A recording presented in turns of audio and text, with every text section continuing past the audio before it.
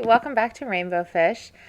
This is Tim, our new little character on the island. He's going to be our grumpy lighthouse keeper. It's been a while since I did this build that I'm recording this voiceover, so I'm going to try and get caught up, remember what I was doing. I wanted to have his little house in the top left corner over here, kind of with like a little mini forest around it. I just want it to be a little bit secluded. And the idea was to have the lighthouses back there on the rocks, but also have one kind of inside the house, so that it sort of is like real lighthouse keepers, how they kind of live at the bottom of a lighthouse, if that makes sense.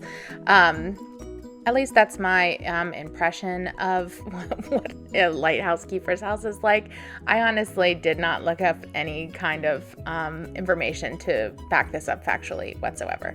So I started out, and the idea was that it was just going to be like a tiny little one-room kind of shack, but it ended up just not being enough room. And so I started out here with the lighthouse in the center, and just kind of trying to move things around. I gave him a little cat tower, hung up that little cat coming through the door. And I was trying to figure out, or trying to get a kitchen in there and a little eating space and have everything all together in one room. And it was okay, but it wasn't great. So I actually ended up upgrading the house twice. So I got the bigger room and then also the room in the back, because I knew that I wanted the two sets of bushes on either side of the outside of the house, and I didn't want that to change, so I didn't want to upgrade it any further than that. But I did like the idea of him kind of having like a back deck where he could like fish off of, which you'll see in just a second. I kind of went overall with like a cream, brown, and black theme in the house, which worked out. I really liked the look of it. And ultimately, of course, like I said, I decided that I just had to upgrade the house. I tried to make it work in the tiniest one, but I realized that really what was important to me was the outside and how it looked, having those two sets of two bushes on either side. So while I upgraded the house, I kind of started working on the yard, but I ended up not really getting that much done. And then I kind of forgot about it for a couple months. My real life started getting busy again. I didn't have 8 hours to spend on Animal Crossing, unfortunately. So here I am, like, a month and a half later or something, just trying to figure out what was going on, because I really didn't remember sort of where I left off. I was trying to figure out before I switched accounts if I had actually upgraded the house, so I'm just kind of checking in on that. Okay, so here's me realizing that I did in fact upgrade the house both times. I made the room bigger and got that back room. So I switched accounts so I could kind of get back to it. I think I did a little bit of work on the little forest back here off camera, which I really like how it ended up. So going back inside, I just moved everything out to the wall since I'd expanded this room really quickly. And then I decided to get to work on that back deck area. So I knew I wanted to use the Gulliver Sea View wallpaper. And I started with that.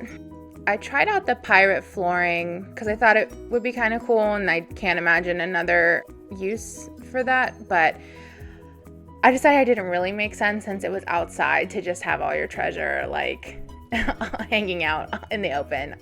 Just started laying out a bunch of stuff that I had in mind. And again, it's been so long since I did this that I actually don't remember kind of what ends up staying and what goes. So we're going to be finding out together here.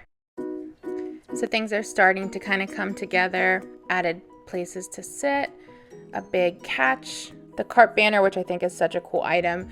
Even though it's huge, it is cool to look at, but also it adds some nice height into the build, which is always good. Visually, it just looks a lot nicer for things to be at different heights than everything to kind of be low down.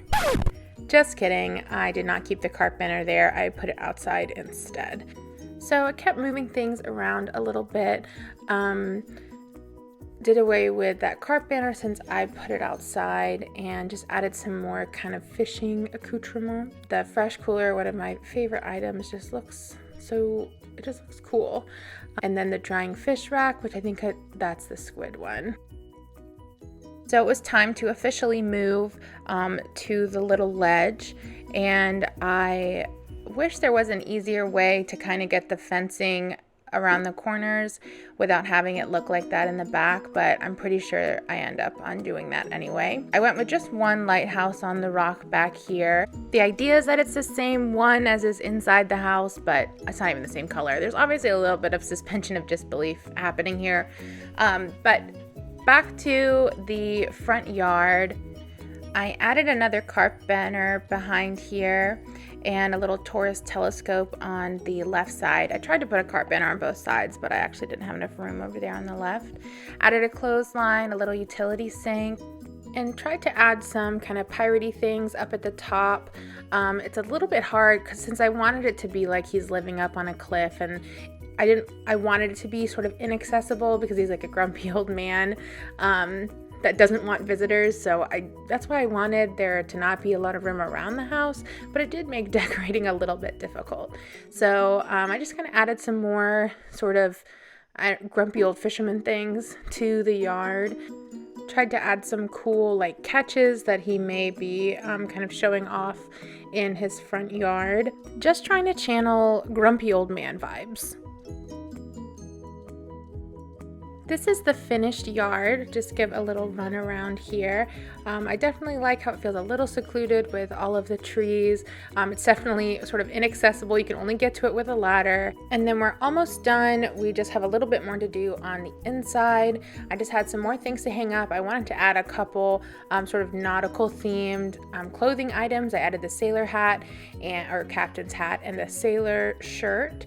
I moved some things around a little bit. I liked the newsprint helmet. It just kind of seemed to go with the vibe. I added a tool board. Some little socks are always a good addition. Makes rooms feel a little bit more homey. And then added a couple more prints on the wall.